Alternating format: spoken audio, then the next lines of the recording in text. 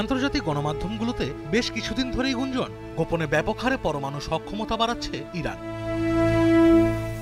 অনেকে বলছে তেহরান এতটাই ইউরেনিয়াম মজুত করেছে যা দিয়ে 1 বছরের মধ্যেই পারমাণবিক অস্ত্র বানানো সম্ভব। একই দাবি জাতিসংঘের পরমাণু পর্যবেক্ষণ সংস্থা। এমন খবর ছড়িয়ে পড়ার পর থেকেই নড়েচড়ে বসে যুক্তরাষ্ট্র সহ পশ্চিমা বিশ্ব। আর সবচেয়ে বেশি চিন্তার ভাঁজ পড়ে ইসরায়েলের কপালে, কারণ তেহরান পারমাণবিক অস্ত্র সমৃদ্ধ দেশে পরিণত হলে সবচেয়ে বেশি ঝুঁকি তাদেরই। মার্কিন সংবাদ মাধ্যম নিউ ইয়র্ক টাইমস বলছে, ইরানের সক্ষমতা ভণ্ডুল করার লক্ষ্যে আগামী মে মাসের মধ্যে তেহরানের পরমাণু স্থাপনাগুলোতে হামলার পরিকল্পনা করেছিল ইসরায়েল। তাদের উদ্দেশ্য ছিল অন্তত 1 বছরের জন্য তেহরানের পরমাণু কর্মসূচি পিছিয়ে দেয়া। তবে ইসরায়েলের এই পরিকল্পনা প্রত্যাখ্যান করেন মার্কিন প্রেসিডেন্ট ডোনাল্ড ট্রাম্প।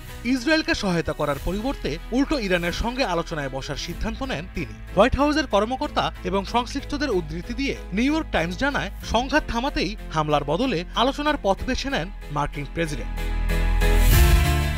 এর মাধ্যমে ইরানে হামলার পরিকল্পনা ভেস্তে যায় ইসরায়েলে, কারণ এ ধরনের হামলা চালাতে যুক্তরাষ্ট্রের সম্মতি এবং সহায়তার বিকল্প নেই ইসরায়েলের কাছে। ইরান পাল্টা হামলা চালালে ওয়াশিংটনকেই ঢাল হয়ে দাঁড়াতে হবে তেল আবিবের সামনে। পাশাপাশি মার্কিন প্রযুক্তি সহায়তা ছাড়া ইরানের স্থাপনাগুলোতে সফল হামলা চালানো কঠিন হবে নেতানিয়াহুর জন্য। এদিকে মার্কিন সংবাদ মাধ্যমগুলোর দাবি, ইরান নীতি নিয়ে বিভক্তি দেখা দিয়েছে ট্রাম্প প্রশাসনে। মার্কিন ভাইস প্রেসিডেন্ট জেডি ভেন্স, বিশেষ দূত স্টিভেন উইটকফ এবং পেন্টাগন প্রধান পিট হেগসেথরা আলোচনার মাধ্যমে শান্তিভিত্তিক সমাধানের পক্ষে।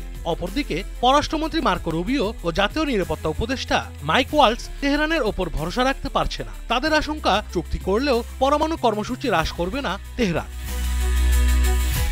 আশরাফ শুভ, দীপ্ত, বার্তা কক্ষ।